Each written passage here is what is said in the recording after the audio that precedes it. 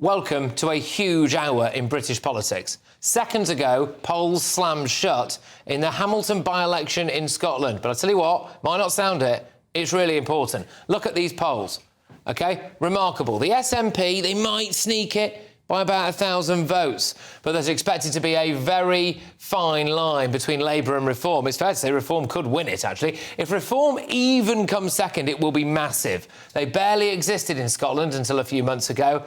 The campaign was spicy. I think everybody should be treated equally. We object very strongly to the segmentation of people into different types. And I think, to be frank, that Mr Sarwar has a record of obsessing on this issue. There was the famous speech that he gave in the Scottish Parliament saying, why the judiciary white? Why are, these leading figures in Scotland white? A most extraordinary speech, given the statistics and figures here. And actually, I think that speech that he gave was sectarian in its very nature. Shots fired. Nigel Farage accused Labour's Anna Sarwar of stoking sectarianism. Mr Sarwar hit back. Bluntly, Nigel Farage is a pathetic, poisonous little man who wants to try and bring his divisive politics into Scotland. This is a guy that doesn't understand Scotland, doesn't care about Scotland, couldn't give a damn about Scotland. In fact, I think it's only the third time he's visited here in 6 years. And what he did when he came here was expose how pathetic an individual he is. Then Nigel Farage accused the press of being in bed with hard left radical activist Antifa. Herald. Now, Andrew Learmouth, it seems that you're involved with this group of protesters outside. No. Well, it's funny, isn't it, that you come and your newspaper also manages to have another one of your correspondents as a protest correspondent. So you knew more about this than we did. That's not true at all, Nigel. Sorry. Really? Absolutely not. So we have two reporters in Aberdeen. Well, thank you. Come on now. And they're both here. Very good. I've got two reporters going to Hamilton today as well. You must have so much money and so many staff. It must be remarkable. Do carry on.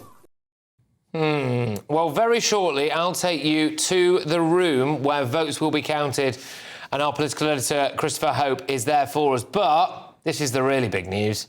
Tonight, in a major shake-up for Reform UK, Zia Yusuf has quit as party chairman with immediate effect, saying he no longer believes that getting a Reform government elected is, he says, a good use of his time. Zia Yusuf, the chairman's quit. Nigel Farage responded live on GB News earlier. If he's watching this interview, which I'm sure he will, what would be your message to him? Thank you. Thank you for coming in, for being so loyal to me, and for enabling me to travel around the country campaigning whilst you were there in London, getting the nuts and bolts in place. OK, nothing to see here. We're all still friends, but Nigel Farage was also asked if Zia Yusuf's departure meant that Rupert Lowe would now return to Reform. Did Rupert Lowe find a way back into Reform UK? I'd rather eat razor blades after the way he's behaved and the things he said about us. No.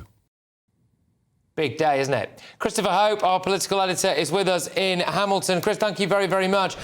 So what's the mood like on the ground where you are? Who do you reckon might win this by-election?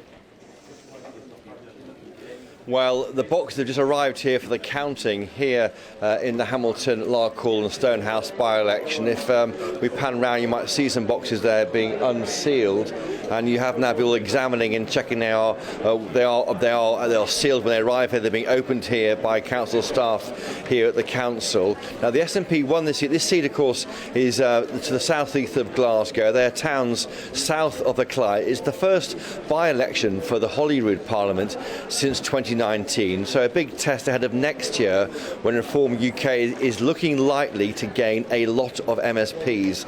It's worth just bearing in mind when we look at the short political career of Zia Yusuf, where this party has come from. 20,000 members a year ago, 0 MPs, now 220,000 members, each paying money into the coffers, 5 MPs. There's been battles, of course.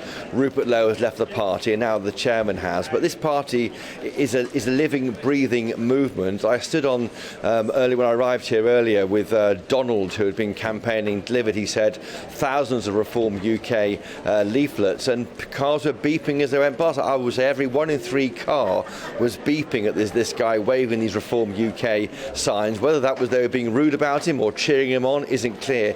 He thinks there could be something happening here. Back in 1967, Winnie Ewing won this seat for the SNP, and that was the moment when the SNP broke through. Though history has been made in Hamilton and could have been made again tonight. Counting started in this by-election.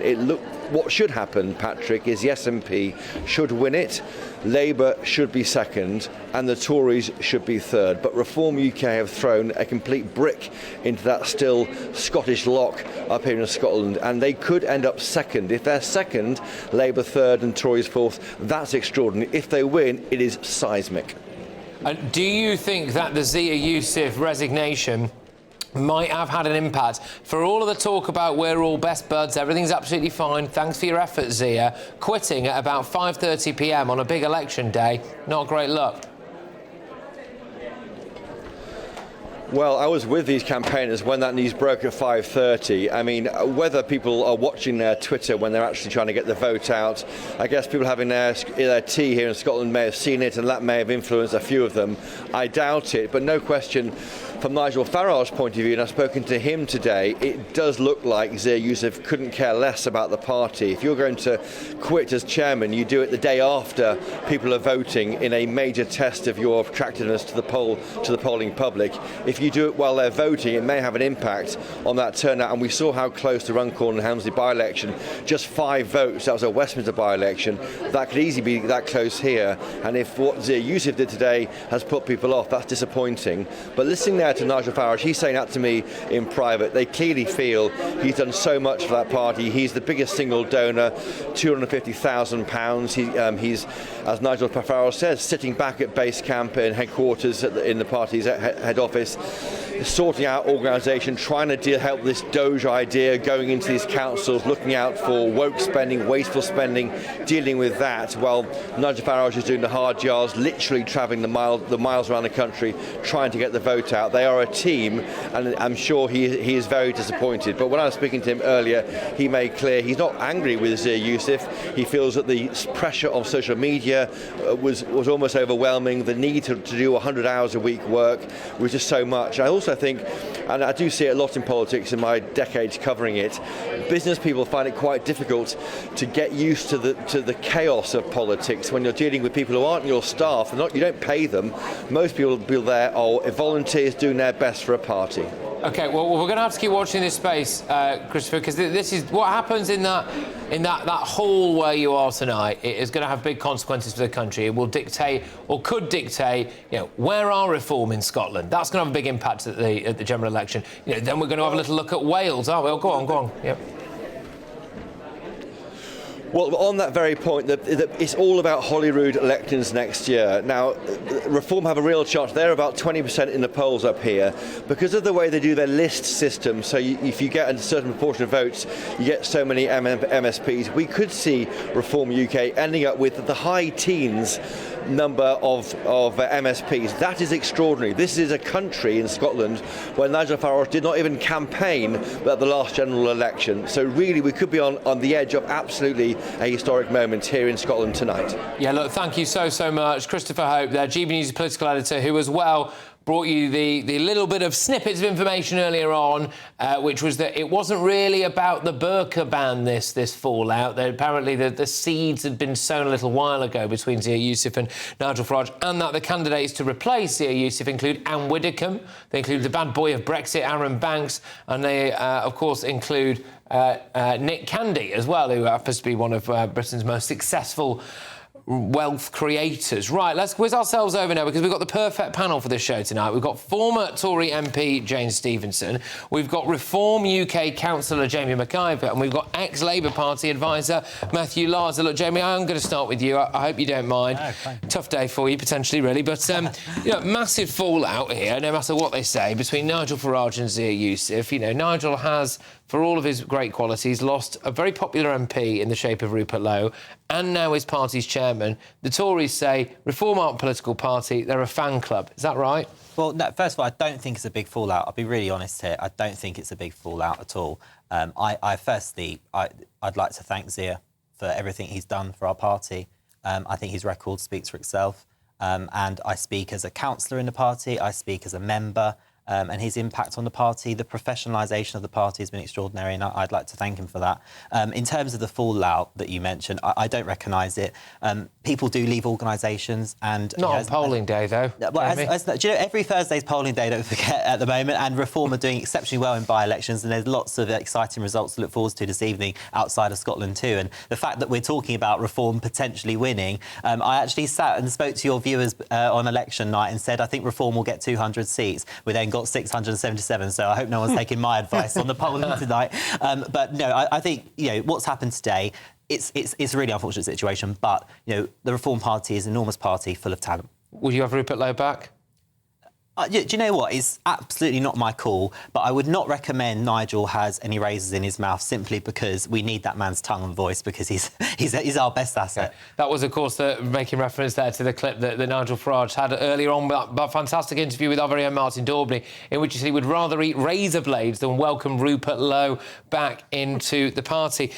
Jane, yeah, I mean, what's your take on this Zia Yusuf, Nigel Farage parting of ways? I think it's the timing that just makes it look a bit less amicable than everyone's trying to portray it. It is an important by-election in Scotland.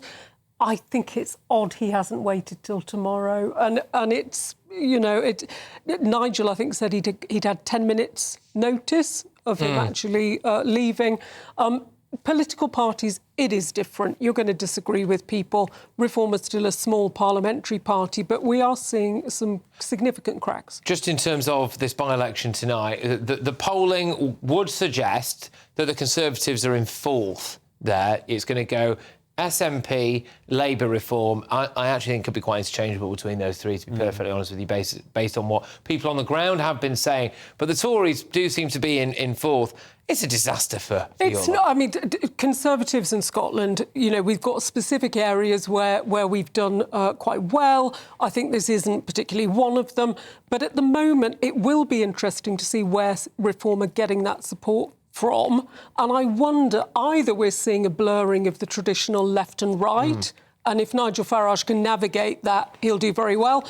I don't know how long it can hold. OK. I think what's interesting is the unionist vote. People that believe in the union appear to have just left the Conservative Party. They don't seem like they don't seem to have faith in the Conservative Party to stand up. Yeah, Conservative and Unionist Party is what it's meant to stand for. That vote, I think, is going to reform. I don't think there's going to be an imminent kind of referendum again. Well, to be fair, if there was, it would put it to bed forever. It's a principle the party and that would be that. But Matthew, OK, right, I will get you.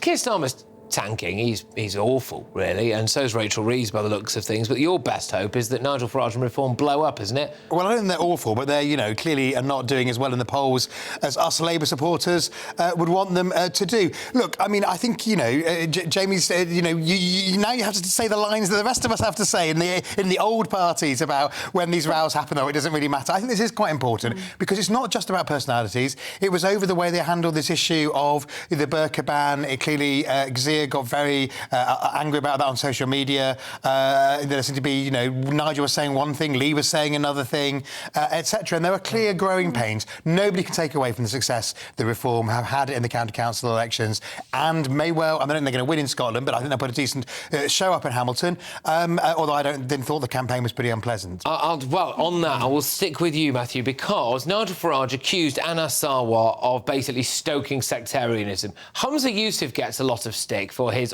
white speech, but Anas Sarwar did exactly the same thing. I don't know what's worse, actually, really, like doing it at all or being the second one to do it, I think. But anyway, Anas Sarwar decided he was going to run with it. He has stoked racial tensions, hasn't he? No, absolutely not. And I think Nigel should be very careful about chucking the word sectarianism about in Scotland, which has, you know, in terms of the religious divide in the west of Scotland, which is a big issue. There've actually been bills about how you tackle sectarianism. Anybody who knows, you know, I was in Glasgow 3 weeks ago, and the Orange Order March went past, and there were protests against it. He meant. I know he did, but the issue is that, and I think this is an issue for Nigel, who's, you know, a very pleasant chap, but he's spreading himself very thin win because Nigel is reform. Reform is Nigel.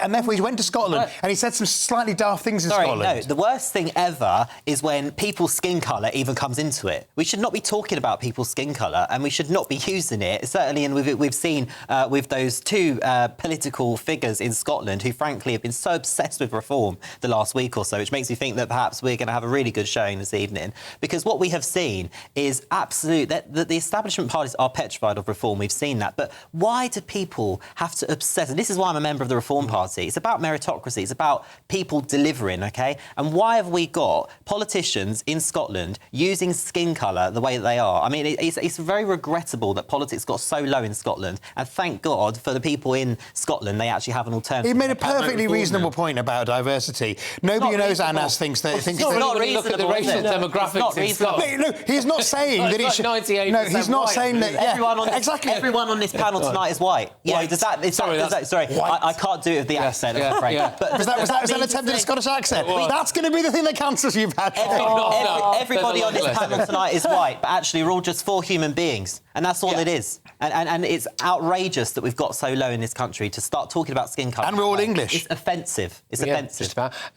Jay, what do you make of what the potential knock-on effects could be from this by-election tonight? Because even if reform comes in second, really, you know, there are parts that basically didn't exist there for a while. It could be a precursor to what we might see, you know, other Scottish elections, Welsh elections, and then obviously that would give us a very good indication about the next general election. So if they do really well here, how important is that? It is important, but I do think we're still in that sort of honeymoon period with reform. We are seeing a lot of anger with the main political parties from all sides.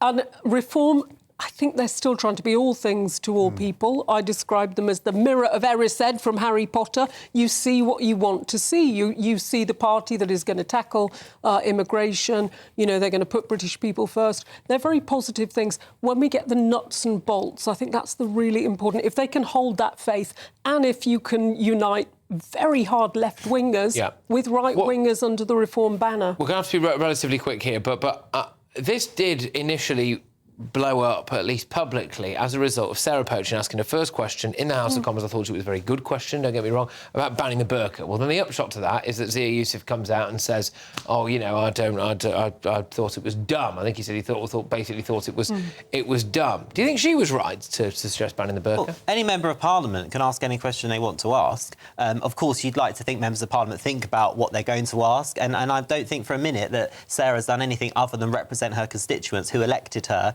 to ask questions in the House of Commons. I think it's a question that lots of British people would like to ask the Prime Minister, but as usual, we've got a Prime Minister that can't answer a question. She doesn't answer any question, so but I think actually, it doesn't matter what question any MPs ask, Keir Starmer, he doesn't answer them. In fact, none of the Labour front bench answer any questions. Well, he didn't mention the black hole in response, so you've got to give him something. Or what his dad did. What did his dad do, Patrick? His dad was a tool maker. He's too busy making a black hole bigger, I'm afraid. OK, well, there's a tool for that. Anyway.